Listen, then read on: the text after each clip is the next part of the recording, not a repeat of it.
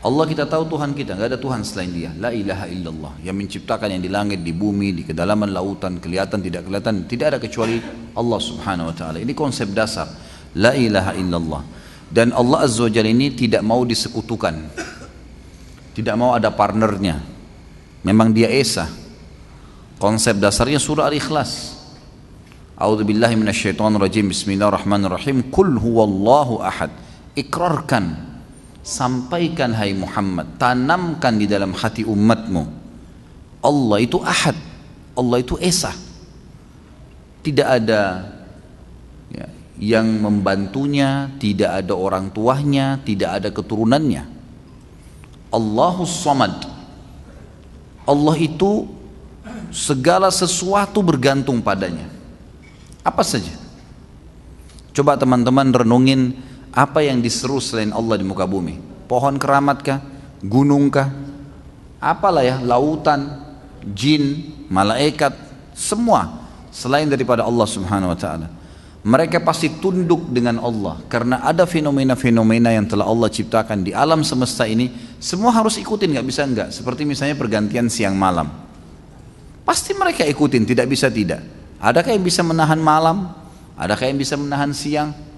Turunnya hujan, rasa lapar yang dirasakan oleh makhluk yang membutuhkan makanan, adakah yang bisa menahannya?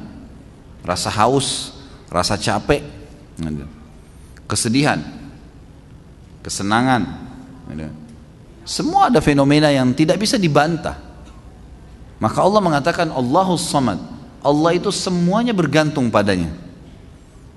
Dan puncaknya kata para ulama, kalau mau tahu bagaimana manusia sebenarnya punya fitrah takut sama Tuhannya dan tahu ada Tuhannya itu, walaupun orang ateis, kalau mereka berada di dalam satu situasi dan kondisi yang memang membuat mereka sudah yakin tidak bisa selamat. Misal, pada saat orang di atas kapal lagi badai dan akan tenggelam, dipastikan kata ulama semua, biar orang ateis yang tidak ngaku ada Tuhan akan keluar dari lisannya nanti, Tuhan selamatkan kami, walaupun dia tidak tahu namanya. Enaknya kita sebagai orang muslim tahu namanya Tuhan kita itu Allah, bahkan kita punya 99 nama Allah yang mulia yang bisa kita pakai. Mereka nggak ngerti, mereka cuma bilang Tuhan saja. Fitrah itu, makanya kata Nabi SAW, kullu mauludin yuladu alal fitrah, semua yang lahir pasti fitrah, pasti tahu Tuhannya. Fa'abawahu yuhawidanihi, nanti kedua ayahnya, kedua orang tuanya, ibu ayahnya menjadikannya Yahudi kalau dia Yahudi, au yunassiranihi, atau menjadikannya sebagai Nasrani kalau kedua orang tuanya Nasrani, au yumajjisanihi, atau menjadikannya Majusi, penyembah api kalau kedua orang tuanya penyembah api. Allah Subhanahu wa taala mengatakan di sini Allahus Samad.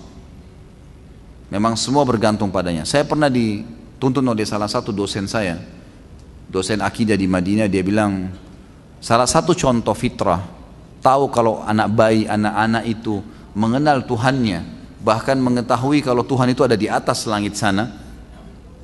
Maka coba lihat kalau anak-anak masih belum terkontaminasi dengan pemikiran yang tidak benar, belum pernah nonton kartun-kartun yang memperlihatkan ada manusia batu di atas awan lah, ada dewa-dewa lah dan segala, belum rusak dengan itu semua, maka masih fitrah. Coba tanyakan di awal-awal umurnya 3 tahun, dan subhanallah saya lakukan ini pada anak-anak saya.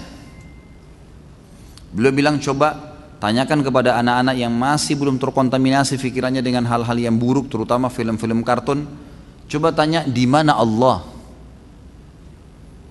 Pasti secara fitrah dia tunjuk ke langit. Saya awalnya ragu, benar gak nih?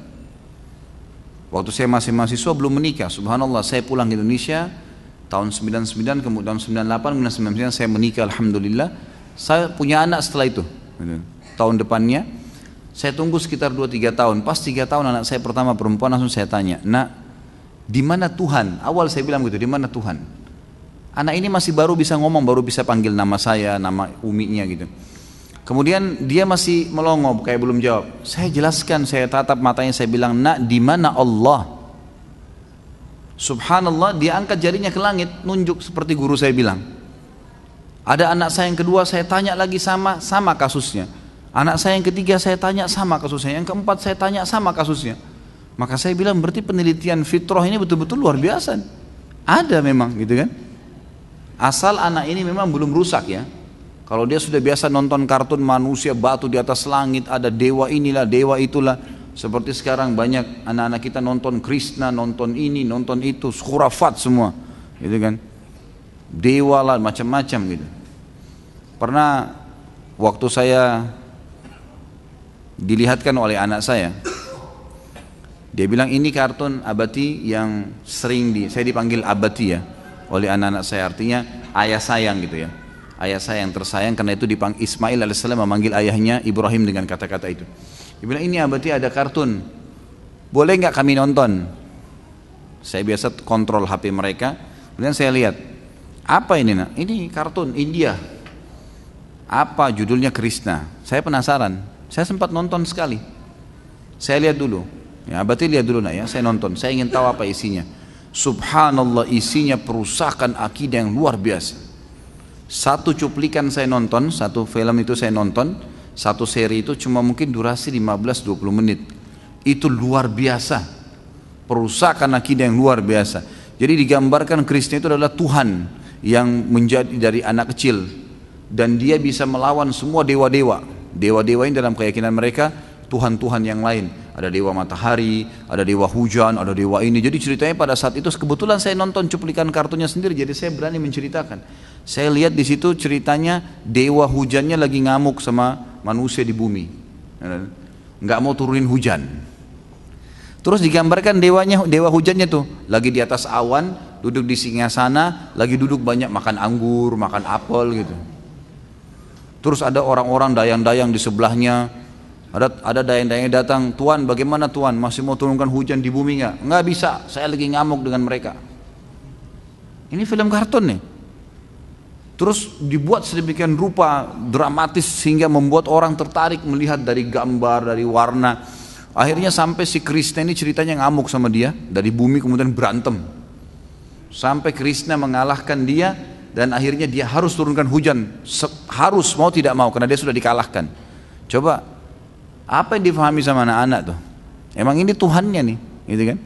Dan itu memang Tuhannya mereka, orang-orang non muslim ini. Itu berbahaya sekali. Semenjak itu saya bilang haram nak, tidak boleh nonton ini. Mustahil bisa. Ini ceritanya begini, saya jelaskan sehingga anak-anak saya faham dan mereka tidak nonton lagi. Tapi lihat bagaimana kerusakan itu. Kalau belum rusak seperti ini, insya Allah akan bisa. Gitu kan? Lalu Allah menjelaskan kepada kita, lam yalid walam yulad, tidak beranak, tidak diperanakkan, nggak ada asasnya, nggak ada bawahnya, nggak ada orang tuanya, nggak ada ibu ayahnya, nggak ada. Kalau ada ibu ayah, ada kakek, ada nenek, ada macam-macam. Kalau ada anak, berarti ada cucu, ada seterusnya sampai ke bawah. Allah mengatakan dia tidak beranak, tidak diperanakkan. Walam yakul lahu kufuwan ahad, dan Allah tidak butuh sama siapapun. Allah nggak butuh. Allah sama sekali nggak butuh sama siapapun.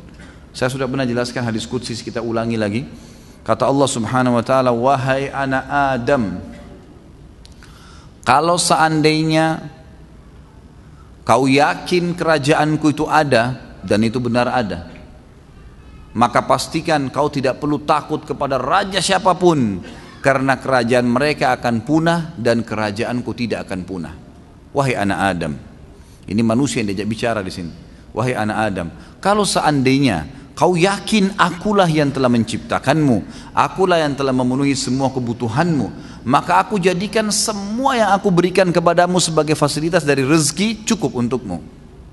Dan kalau seandainya hai anak Adam, kau tidak yakin aku yang menciptakanmu, aku yang telah memberikan kebutuhanmu, maka pastikan aku akan sempitkan dunia di sekitarmu dan tidak akan datang kepadamu kecuali yang aku telah catatkan. Biar kamu mutar-mutar kemanapun, toh kembali ke sini nanti. Saya akan kasih itu. Hadis yang lain, hadis Bukhari, kata Nabi SAW, Allah berfirman, wahai hamba-hambaku, aku haramkan kezaliman untuk diriku. Tidak boleh, zalim itu mengambil hak orang lain atau tidak memberi hak orang lain, itu namanya zalim. Kita ngambil haknya orang atau kita tidak memberi haknya yang ada pada kita. Ada pegawai nggak dikasih gaji, atau kita mengambil hak warisnya ahli waris yang lain, maka itu namanya zalim. Kata Allah, aku haramkan kezaliman dan aku jadikan haram di antara kalian, maka jangan saling menzalimi. Sudah saya bagi semuanya. Lalu kata Allah SWT, hai hamba-hambaku dari manusia dan jin, kalau seandainya kalian semua beriman dengan tingkat iman yang satu, semuanya satu level imannya, semuanya beriman. Kata sebagian ulama hadis, imannya seperti Nabi Muhammad SAW, iman tertinggi. Semuanya sama, jin dan manusia miliaran, tidak akan mengurangi dan menambah, tidak kurang, tidak tambah sedikit pun dari kerajaan dan kekuasaanku.